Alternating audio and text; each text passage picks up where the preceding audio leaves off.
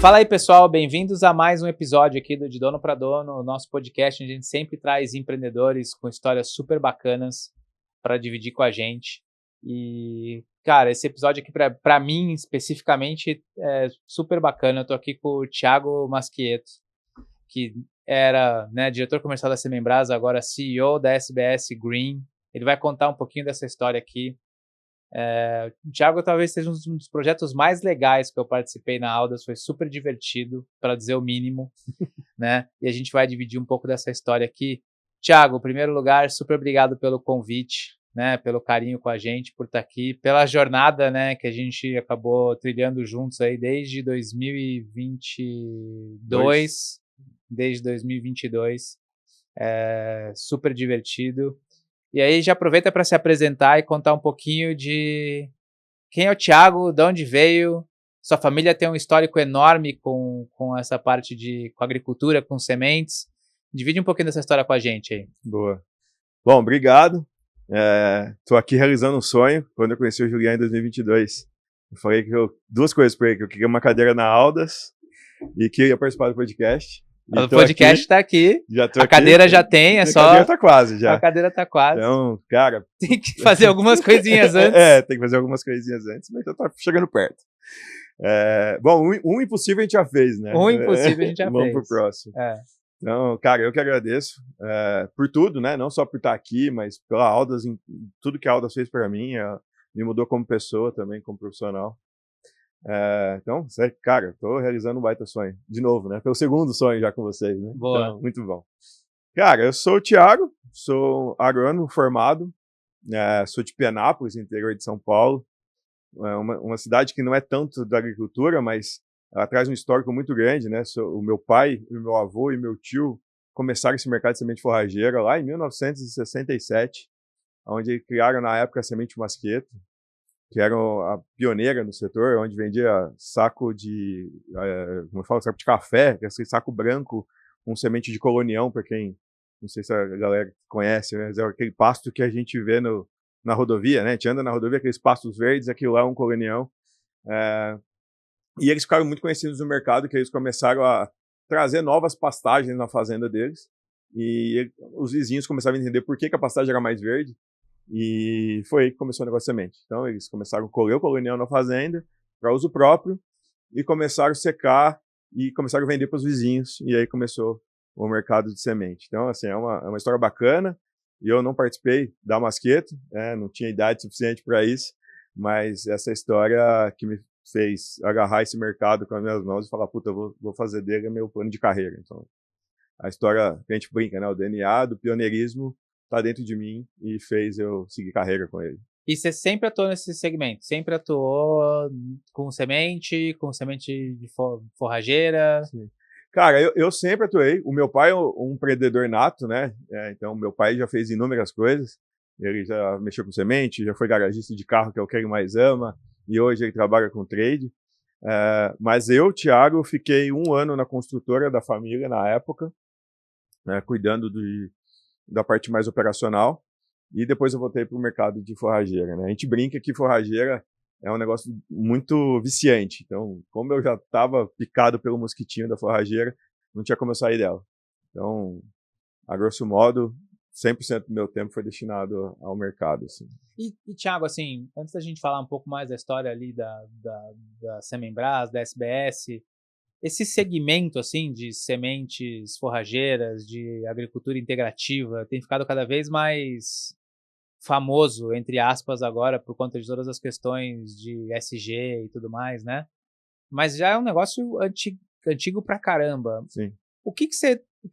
Como é que você explica pra galera assim, pô, isso aqui sempre já existiu, tá voltando agora porque tem mais dado, tem mais evidência. O que colocou isso em voga de novo? Cara, o mercado é antigo, né? O uso de plantas de cobertura é da década de 70 para 80, né? Com as leguminosas. Só que ele era usado para outro fim. Ele não era usado tanto pelo lado de regenerar o solo como hoje ele está sendo mais utilizado. Então é um ramo que trouxe sim, a tecnologia avançou. E era usado para quê antes? Ele era usado para uma planta de cobertura para fixar nitrogênio. Basicamente era isso. Não tanto olhando o solo, mas mais fertilidade. E Sim. hoje a gente está olhando esse mercado, não só de planta isolada, mas também com forma de mix, para olhando mais o solo e não simplesmente a fertilidade dele. Então, a gente entende que o solo é a base de tudo. Não adianta a gente ter a melhor semente se a gente não tem um bom solo, né? Ela não vai produzir. Então, a vinda da agricultura regenerativa e a vinda de plantas de cobertura, também em formato de mix ou não, ela veio mais pensando em como melhorar a saúde do solo. Então, ela é um mercado antigo, mas a forma real do uso hoje é novo, né? E por que aconteceu isso? Com o avanço de tecnologias e também com o avanço de trazer uma agricultura mais sustentável, a gente tenta diminuir um pouco o uso de defensivos, enfim. Então, foram alguns estudos que começaram na Exalc, também na Universidade lá de Santa Catarina e do Rio Grande do Sul, onde eles começaram a fazer os mix de plantas e começaram a entender que aqueles mix, de uma forma ou outra, estavam melhorando a saúde do solo, né? Então, hoje, o uso de plantas de cobertura não é mais a mesma fidelidade de antigamente. Então, acho que foi um avanço de tecnologias, de estudos que tinha na época e começaram a fazer uma revisão disso e começar a trazer isso para um bem um pouco maior, né? Mas essa adoção ainda é pequena se pensar em termos de área de plantio no Brasil. Como é que é isso hoje? Quando eu assumi a empresa em 2020, 2019 para 2020 como diretor, foi o ano de virada de chave desse segmento. Ele ainda é um mercado super juvenil, pequeno, acredito que mais ou menos 12 a 15% das áreas de agricultura fazem uso de plano de cobertura hoje. Mas de 2020 para cá isso vem crescendo bastante, né? E foi um ponto super importante para nós, foi a gente entendeu que esse mercado ia dar essa virada de chave, foi quando a gente saiu do mercado de forrageira tradicional, de venda para pasto, e começamos a olhar o lado de plano de cobertura.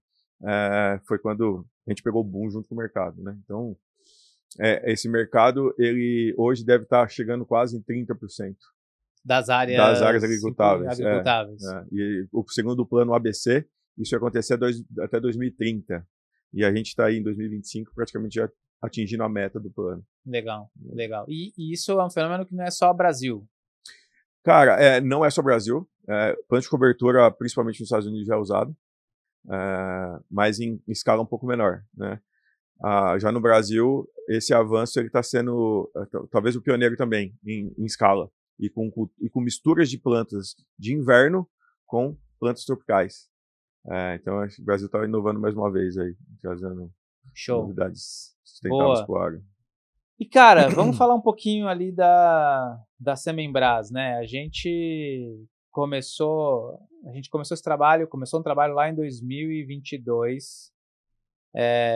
E a Semembras tem uma história que acho que poucas empresas vão ter para contar, né? Que você saiu talvez do pior momento de uma empresa, que é estar ali numa situação de RJ, né? E chegar em fazer uma transação, né? Fazer um M&A ali, uma JV com a maior empresa de sementes listada no Brasil, né?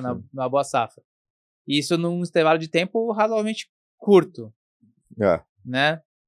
Como é que foi essa brincadeira aí, cara? De sair de um lado para o outro? Como é que foi essa montanha-russa? Cara, quando a gente assumiu a Semembras, ela estava numa situação bem delicada de caixa, onde a gente não estava vendo um horizonte, se não fosse entrar numa recuperação judicial meio estruturada, para a gente conseguir tracionar de novo a empresa, a companhia, para chegar a resolver todos os problemas até então que ela tinha. Então foi uma situação super difícil, porque atingia, né, exclusivamente os sócios, isso era uma situação bem delicada, mas acabou dando certo. Então a gente teve uma RJ super estruturada, onde a gente foi aprovado o plano na primeira assembleia, com 92% de aprovação. E aí foi quando a gente começou a entender que a virada do negócio, a virada de chave do negócio ia trazer um caixa mais cedo. E a gente ia crescer de uma forma bem mais rápida do que a gente imaginava. Então, deu certo lá o pedido em 2019, a gente imaginava em sair dela em 2022, né? Bom, a gente tentou sair dela em 2022, mas a gente entendeu que estava faltando um pouco de governança lá dentro e uma parte mais estrutural. Que aí foi quando que a gente procurou vocês, da Aldas, que a gente se encontrou lá no G4. No G4. E onde que eu pedi para você assim, cara, eu preciso de alguém que me ajude a entender se o negócio lá realmente está entregando caixa suficiente para a gente poder, enfim, sair da RJ bem mais estruturado, né? E, cara, aí com vocês lá, foi uma coisa meio maluca, porque a gente começou pelos KPIs, onde a gente começou a enxergar algumas pontas dentro do time operacional que faziam total sentido e faziam falta naquela época, para conseguir com que eu, como diretor e o sócio, conseguisse sair mais para o mercado e buscar oportunidades. E foi dito e feito, né? Acho que em 6 meses que vocês estavam lá dentro, a gente já estava saído de uma meta que era chegar em, sei lá, 50 milhões e a gente estava batendo 80 milhões de faturamento, que já surpreendeu todo mundo. Isso em 6 meses de trabalho. A gente não fez nada demais a não ser tirar um pouco do operacional e sair para a rua. E realmente a gente não fez, assim, né? Lembrando o projeto, assim, a gente não fez grandes transformações. Basicamente, o que a gente fez foi entender que vocês ali tinham uma visão comercial muito clara, mas que faltava uma retaguarda para dar apoio, né? Do ponto de vista de controles e talvez até do ponto de vista, lembra que a gente brincava, né? Eu demorei para aprender, galera, um pouco sobre o negócio, porque é mais complicado do que parece, tá? Eles têm umas medidas, negócio de ponto de semente, ponto real, quilo, pureza, que é um negócio meio complicado. Eu lembro que eu gastei um tempão montando um diacho de uma calculadora. E o Thiago falou assim, essa calculadora não funciona não. Eu falei assim, funciona sim, até a gente chegar do outro lado lá. Mas foi entender essas alavancas, né? Que você tinha momentos que você tinha que brigar por preço e momentos que você tinha que brigar por volume. E como que você puxava essas alavancas para realmente crescer e surfar, né? Exato. Foi muito bem estruturado, né? Que a gente entendeu que quando chegou aquele momento que a gente imaginava que a gente seria uma empresa talvez vendável, a gente tentou escalar, né? Você pensava em vender a empresa? Cara, eu sempre pensei. Acho que é até legal falar aqui, né? Primeira reunião que a gente teve, a gente fez um descritivo lá. Eu tenho uma pergunta que eu faço lá, o pedido pro gênio da lâmpada, e daí você desenhou na lousa lá. E eu desenhei exatamente o que aconteceu, né? Uma coisa meio bizarra. Assim. Eu falei que eu queria fazer uma fusão ou uma venda com a Boa Safra, que hoje é minha sócia, que eu tinha uma admiração muito grande por eles. Tenho uma admiração muito grande por eles. Mas, assim, não imaginava que seria com eles, né? A gente teve alguns outros discursos no caminho aí. Mas, sim, a gente entende, né, que o mercado de semente de forrageira, ou talvez o mercado de semente em geral, é um mercado que demanda muito caixa. E a gente, né, lá de Penápolis, cidadezinha pequenininha, a gente não ia conseguir estruturar uma forma de caixa que trazia a gente com condições comerciais para dentro do jogo. Então, sim, desde o dia que a gente sentou lá e você me apresentou esse novo negócio, que eu nem imaginava que uma venda de uma companhia poderia acontecer no meu ramo. Eu acho que foi a primeira, talvez, que aconteceu de uma forma mais estruturada, né? Então, sim, eu sempre quis, que eu sabia que para eu chegar onde eu queria chegar, eu precisava ter um sócio robusto, né? Então, na minha cabeça foi tudo bem pensado. Eu não sabia que ia ser tão rápido, né? Acho que esse é um ponto. Mas a vontade era essa. E tem muito chão ainda, né? Quer dizer, agora acho que com mais apoio, com uma plataforma ali, com o que a Boa Safra está fazendo, com a combinação de vocês, acho que vocês têm condição de explorar isso muito melhor ainda, esse mercado, né? Ah, com certeza, cara. Assim, eu nunca quis vender a companhia 100%, né? Eu te falei isso inúmeras vezes. Porque eu entendo que eu posso entregar muito mais, né, do que eu já venho entregando. E com a Boa Safra hoje como parceira, né, tanto estrutura de capital, estrutura de organização, estrutura comercial deles, eles são muito agressivos. Com certeza, a gente vai crescer bastante ainda dentro do mercado. A Boa Safra, ela não entra em nenhum negócio para ser pequeno, né? Ela entra para ser o maior. Então, acho que a minha responsabilidade é fazer isso acontecer. Então, legal. Com certeza, vamos ter muitas notícias boas aí pela frente. Boa. Esse mercado, especificamente esse ano, vai ter uns soluços aí. O mercado está passando por uns sustos. Como é que vocês estão vendo isso? Como é que você está vendo isso, Thiago? Você sempre teve uma leitura muito boa, assim, a gente acha que ano que vem vai ser mais para lá, mais para cá, né? E porque lidar com semente tem um pouco disso de saber entender o mercado, né? Porque o preço varia muito com o mercado, né? Se o mercado está mais retraído, o preço despenca.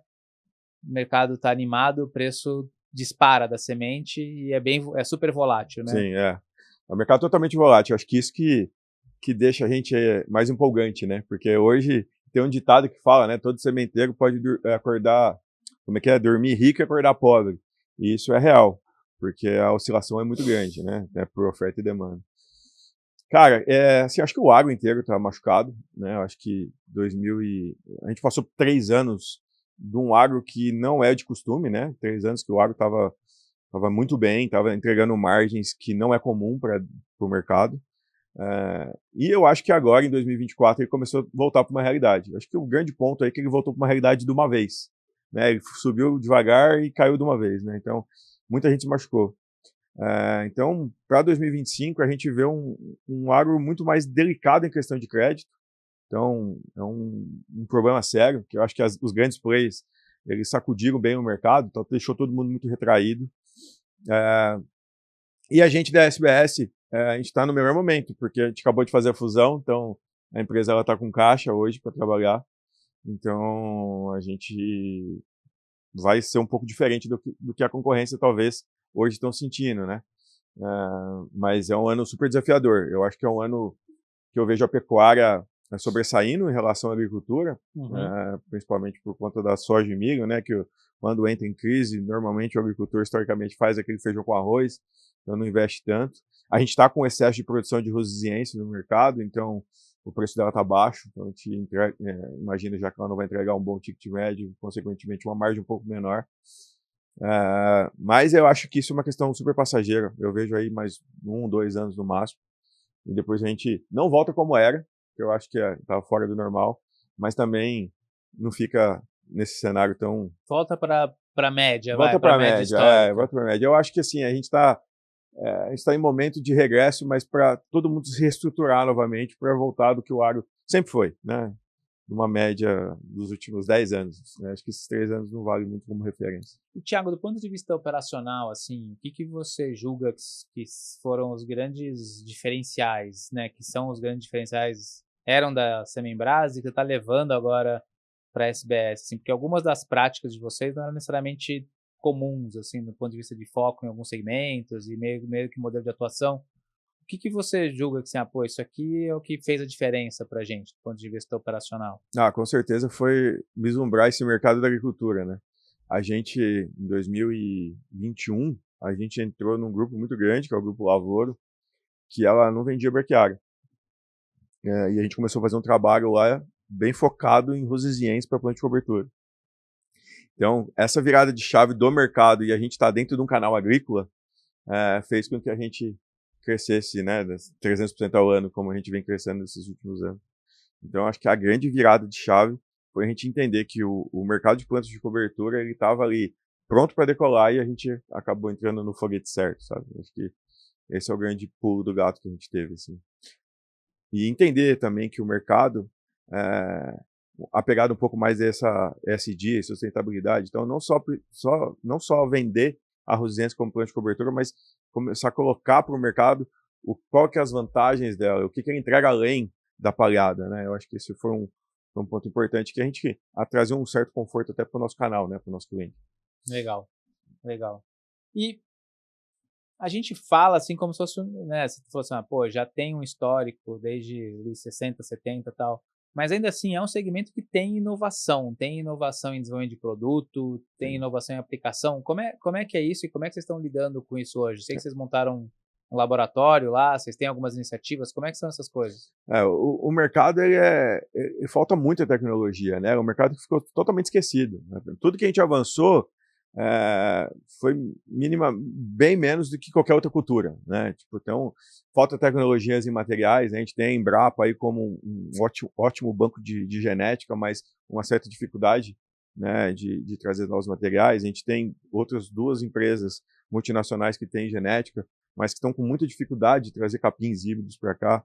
Então, assim, ainda falta um bom investimento, tanto na parte de origem da semente, parte genética da semente, como também na parte de máquinas para você conseguir colher essas sementes, que a gente também não tem um investimento. Se você pegar uma colheitadeira hoje, sementes forrageira movida só a ferro e engrenagens, ela não tem nada de tecnologia. E é diferente a semente de soja da semente forrageira? Total. A semente forrageira, na sua grande maioria, ela é varrida do chão, ela não é colhida como a soja, né? Então, é como se fosse um aspirador gigante que vai sugando a terra e a semente para depois fazer a pré-limpeza, né?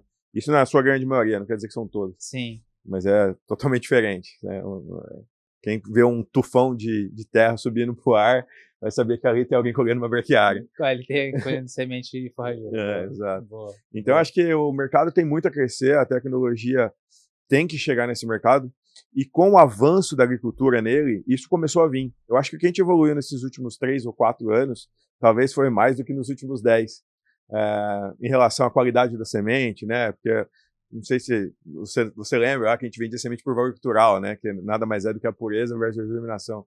E hoje a gente viu que essa sigla, valor cultural, praticamente ela não faz mais tanto efeito, porque hoje a gente está vendendo semente por PMS, né? O peso de 1.000 sementes. Então, daqui a pouco a gente vai chegar a quantas sementes tem no saco. Eu acho que o que o milho passou lá atrás, a gente vai começar a passar agora no segmento de forrageira, sabe?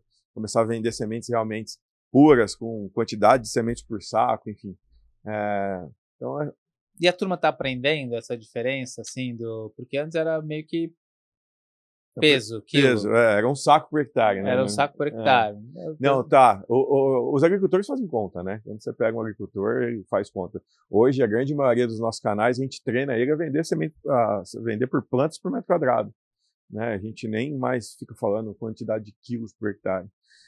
Só que quando a gente olha ainda para o lado da pecuária, ainda é mais cultural a venda por quilo. Então, se a gente dividir o mercado, né, em dois, é que eu sempre falo que o nosso ramo tem inúmeros mercados.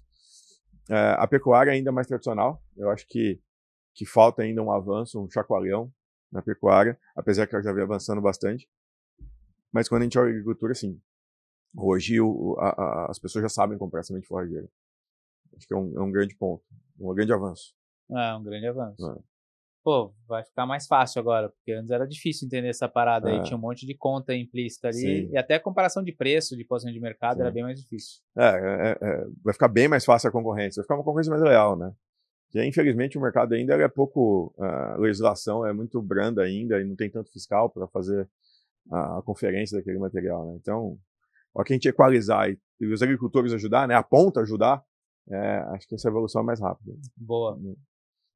E, Thiago, quem está te conhecendo aqui está vendo que você tem esse estilo acelerado, assim, você é um pouco acelerado e pouco ansioso, né? Quase nada. Eu que convivi contigo, tenho convivido contigo nesses últimos anos. Como é que foi passar por um processo aí de M&A com esse estilão, assim? Era todo dia tranquilo ou não? Não, acho que faz um ano que eu não durmo direito. Cara, assim, eu pensei que ia ser pior. Eu acho que vocês me deram uma base super, super forte para conseguir enfrentar. A gente estava com um processo de M&A muito mais pesado, né, no começo, com um outro fundo que a gente vinha conversando, que foi um pouquinho mais desgastante, porque eu não sei se eu estava confortável em realmente seguir com ele. Eu sempre tive essa dúvida, sabe? Porque eu acho que o meu negócio ainda ele não é frio, né? Então eu ia mais com o pé atrás, né? Apesar de eu ter sempre ter falado para você que ia ser super legal se a gente conseguisse fazer alguma coisa ali e me abrir inúmeras portas, né? Então esse acho que foi o pior momento assim que eu tive. Quando a gente virou a chave. E como é que foi a decisão? Assim? Que dia que você decidiu? Falou assim, não, Cara, o dia que eu decidi foi quando eu entendi que realmente, quando a gente se trata de fundo, aí não estou aqui falando mal de fundo, é uma visão muito mais fria, uma visão muito mais econômica, muito mais, sabe, sei lá, o negócio tem que ser frio, né? Mas o negócio tem que ser frio, simplesmente mais racional, e eu acho que o agro hoje é muito feito por pessoas, sabe, no final do dia. Ele não é feito por número. Se você magoar um produtor, dificilmente você vai vender para ele de novo. Se eu magoar um fornecedor, dificilmente eu vou conseguir comprar dele de novo, né? Então eu passei por alguns problemas com clientes que existem fundo por trás, e eu entendi que essa frieza não faria sentido para o meu negócio, e isso poderia ser até o fim dele, né? Num tempo, se caso viesse algum problema.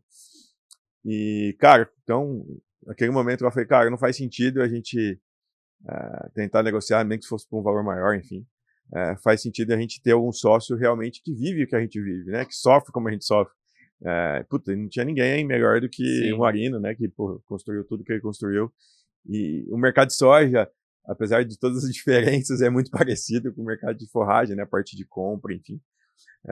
Então aí, acho que de dono para dono, fica mais fácil a conversa pra gente realmente evoluir, sabe? Então, eu acho que você citou um negócio aqui que faz muita diferença. Nem sempre a melhor proposta do ponto de vista numérico sim. é a melhor proposta para a companhia, né? Às Com vezes tem certeza. toda uma questão de, alinhamento cultural, alinhamento de estratégia, alinhamento de visão, de comportamento, que às vezes pesa um pouco mais na decisão, né? Em mim pesou 100%. Se a gente analisasse questão de número só, com certeza não teria feito o meu melhor negócio, né? Com certeza. Eu acho que nem sempre a melhor oferta é o que vai ser de bom para o empresário, né? Eu acho que, com Legal, certeza, não legal. anda pode bom. E, cara, e como foi esse processo de se organizar, assim? Porque muita coisa que você teve que fazer foi se organizar. Como é que foi essa história de arrumar casa para estar pronto para uma operação como essa? Para quem imagina uma hora ter a oportunidade de fazer, o que você falaria hoje? O cara que te procurar e fala assim, cara, queria fazer isso na minha empresa, mas não sei nem por onde começar, o que eu faço? Cara, a primeira coisa é o seguinte, sempre contrata pessoas bem melhores que você. Eu acho que esse foi o ponto fundamental para o nosso sucesso. A gente, por ser uma empresa pequena, né, sei lá, em 2019 estava faturando 10 milhões e entregamos depois de 4 anos 100. A remuneração dos nossos colaboradores não era aquém do que a empresa que se tornou. Só que quando a gente estava todo dia lá, a gente não imaginava uma empresa desse tamanho, porque a gente continuou sempre aquela empresa pequena, né, tradicional e tal. E aí muito de vocês também, né, muito culpa sua, a gente começou a falar, cara, a gente vai precisar estruturar toda a empresa para a gente realmente ser auditado, né? Então, a gente teve que arrumar casa. E quando a gente pensou nisso, eu tentei buscar profissionais ali da região para tentar nos ajudar e a gente via que a coisa não andava. E a virada de chave foi quando a gente conseguiu trazer um profissional de qualidade, né? Um só que conseguiu depois abrir o leque de todos, aonde talvez esse profissional ganhava muito mais do que os sócios, mas que fez total diferença, né? Então é o Leandro, você conhece muito bem. Sim. Ele nos ajudou desde o começo. Que é aquela famosa história de que não tem gente cara, né? Tem gente que produz pouco Cara, ou que faz pouca diferença. Aprendi isso na veia, assim, é bizarro. Não, se o funcionário ele é caro para você que você não soube fazer a gestão dele, né? Se o cara não entregou, ele pode estar ganhando R$1.000, não vai resolver sua vida. Então, realmente, eu acho que esse é um ponto super importante, que a gente até conversou bastante já sobre isso, né? Tem muita gente que não, por ego, talvez, por algum sentimento de que o cara está ganhando mais que você, eles não acabam incentivando, sei lá, investindo em pessoas, né? E tem que ser totalmente ao contrário, né?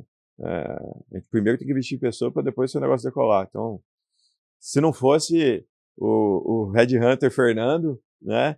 A gente não teria achado o Leandro e, consequentemente, ia ser muito mais difícil essa trocada. Teve um papel super importante, tem um papel ainda super importante no negócio. Acho que o grande ponto é isso, é você ter pessoas boas em cada segmento. Então, a gente precisava de uma controladoria, a gente buscou ele, aí depois ele já foi para nível de diretoria e ele já foi formando as outras pontas que precisava e junto com a Nath da Aldas conseguiram passar por as duas auditorias ileso, né? O pessoal lá se descabelou um pouquinho, mas foi. Óbvio, a Nath, pô, tem que agradecer ela também eternamente. O que ela fez pela gente, ela sempre falou assim, ó, como é que é? Aconteça o que aconteceu, eu tenho certeza que ninguém vai segurar a gente. Eu vou passar por essa auditoria de todo jeito, né? Então, a gente... foi um trabalho muito legal. Era um projeto que a gente tinha muito carinho, assim, porque a gente via ali a evolução do negócio e via o potencial do negócio, né? E muitas vezes é difícil você capturar isso, um negócio que está no interior, que está num segmento que talvez não seja hiper sexy, né? Que tem outras opções na frente, vindo do histórico ali de, RJ, muita gente já torceria o nariz, e aí é uma questão de trabalho, né? Trabalho a longo prazo funciona. Sim. Não, isso que me ajudou também no meu psicológico de ansiedade, assim, porque a gente via a nossa união dos times, né?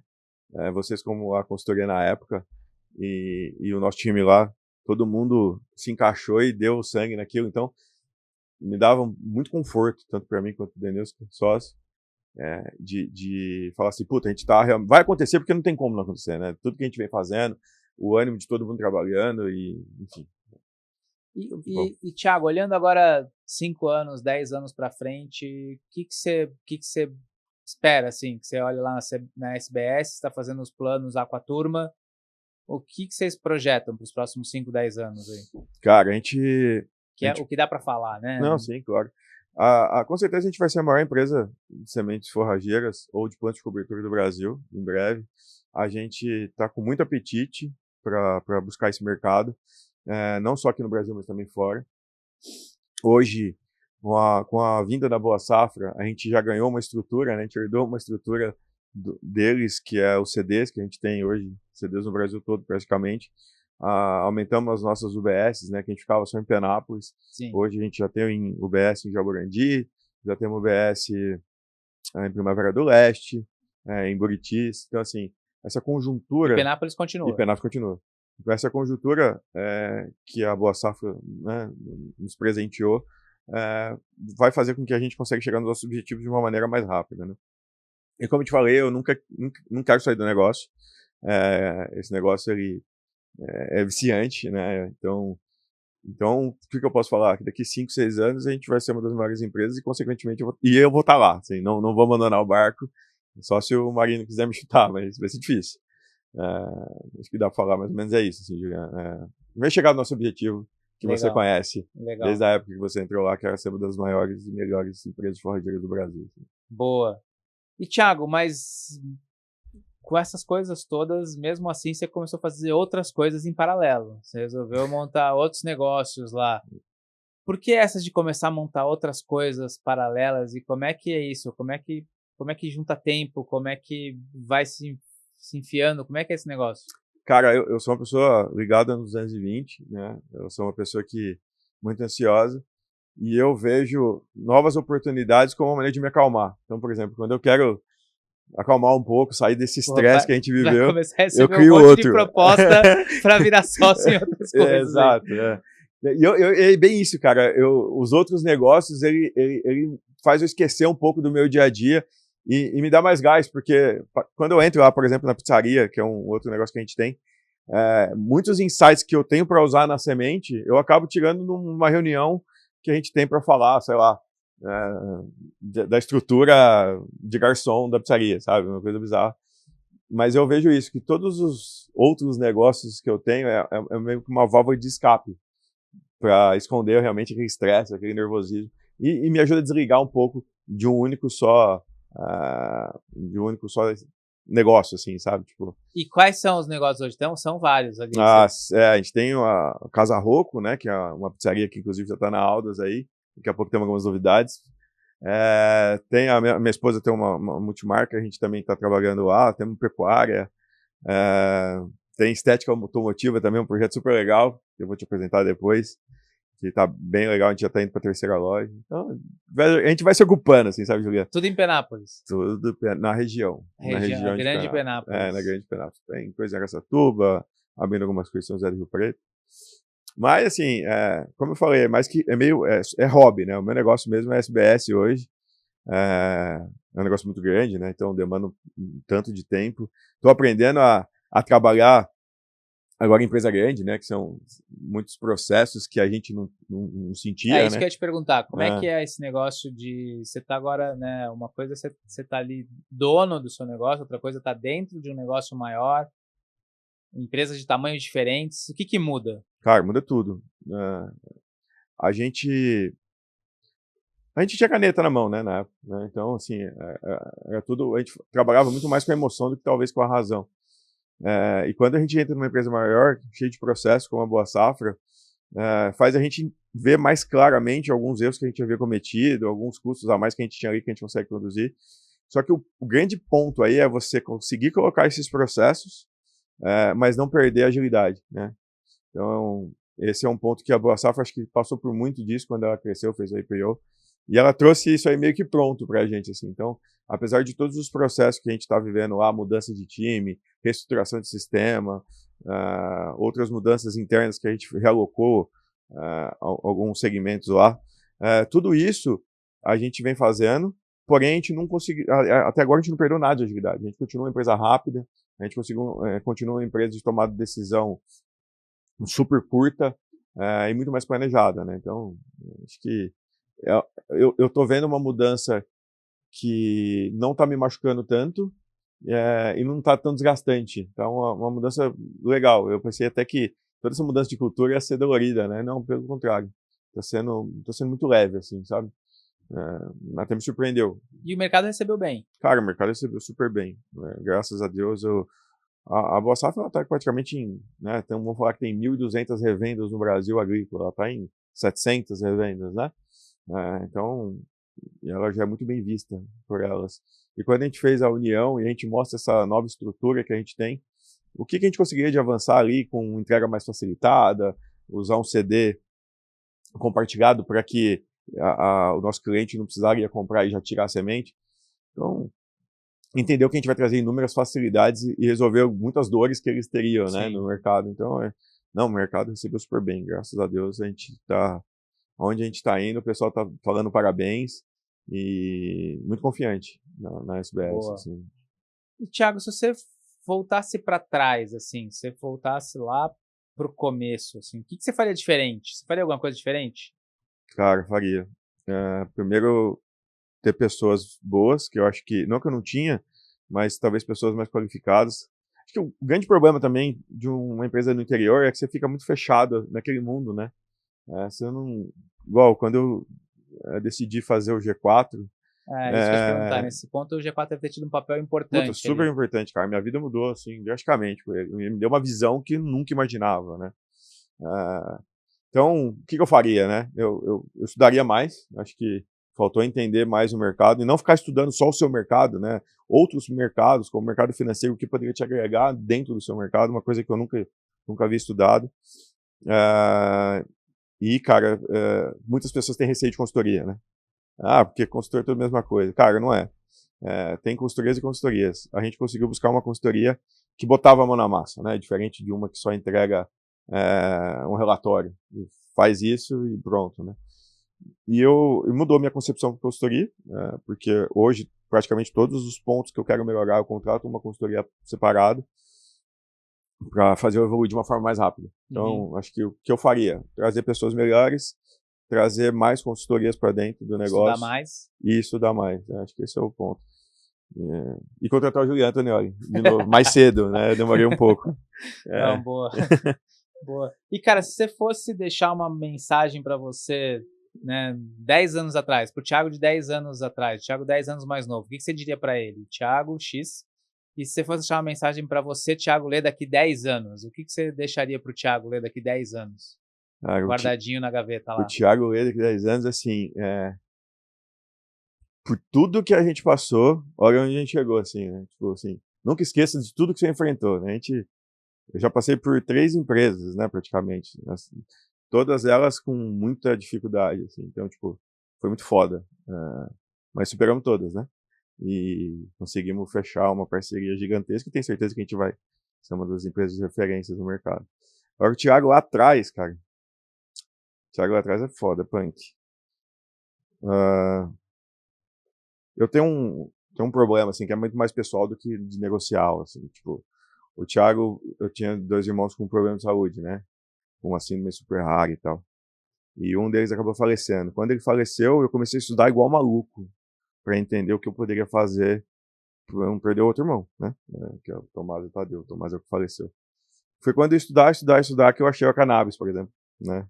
Que meu irmão toma, enfim, tá super bem. Então, Thiago lá atrás, o que eu deixaria assim, tipo, cara, nada é impossível desde que você foque e estude, sabe? Tudo que eu foquei, eu não sou uma pessoa muito focada, né? Você me conhece, eu sou muito ligado nas 220, mas quando eu foco e falo assim, cara, eu vou resolver essa porra aqui, as coisas acontecem. Assim, então, acho que a mensagem pro Thiago lá atrás, para ele não sofrer tanto, né, como eu sofri, né, é que, tipo, cara, tenta focar mais naquilo que você quer e corre atrás que você vai resolver, sabe? Acho que é isso, não sei se foi a quem, mas não, mais tá ou ótimo. menos isso. E cara, como é que você faz para equilibrar profissional e pessoal, se é que equilibra nessa velocidade aí? No equilíbrio, é uma coisa só. Eu não consigo dividir minha vida pessoal, vida profissional e pessoal. É uma coisa só, sabe? Então, O maior desafio é ficar mais com meus filhos, né? Acho que esse é o desafio de todo mundo que está hoje na batalha, né? Todo empreendedor, enfim, todo empresário.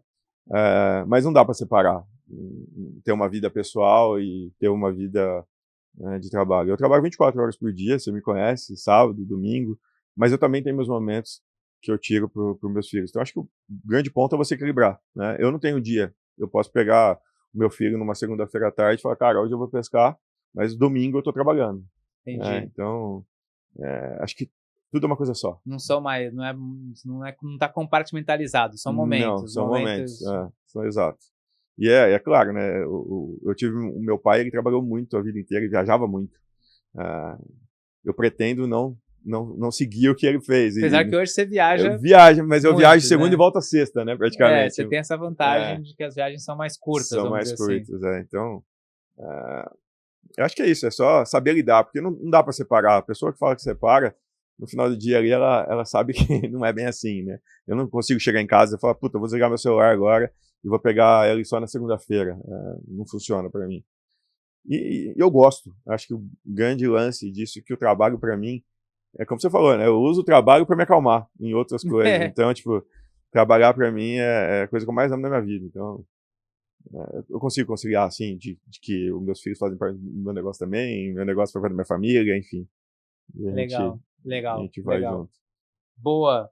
E, cara, com tudo que aconteceu, tudo que você passou e a turma, né, tanto de lá sabendo o que você já fez, ou mesmo do mercado sabendo o que você já fez, deve estar começando a chegar um monte de empreendedor ou um monte de gente com negócios pedindo opinião, pô, me ajuda, direcionamento, palpite, conselho.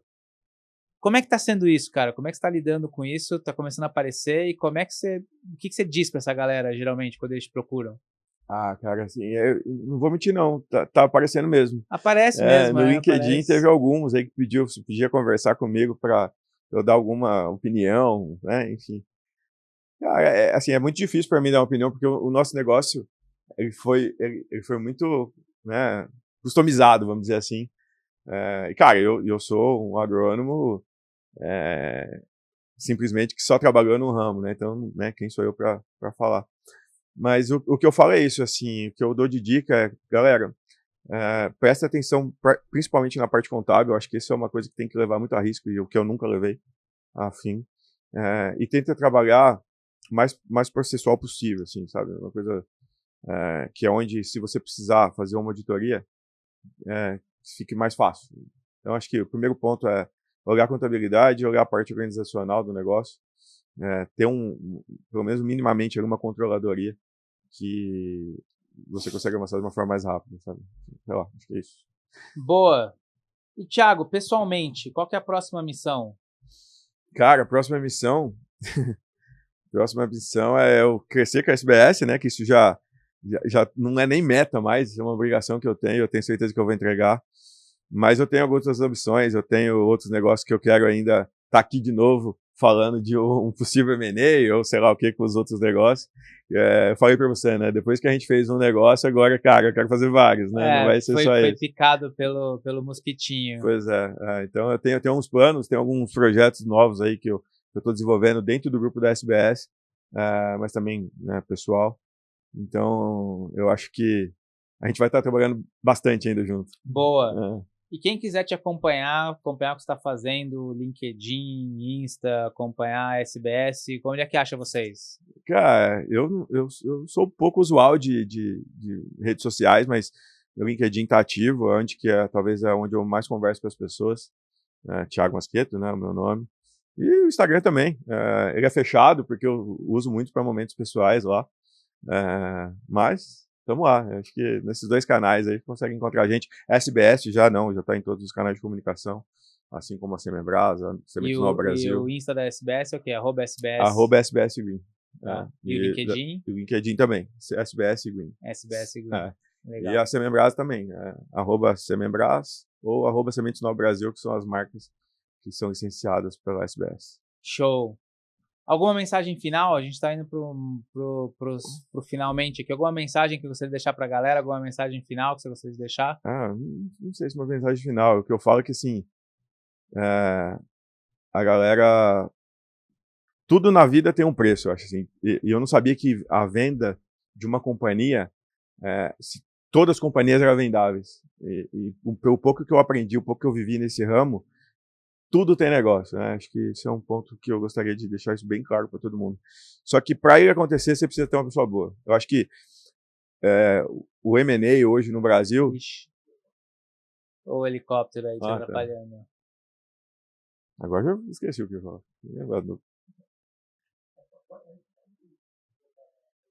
Tá.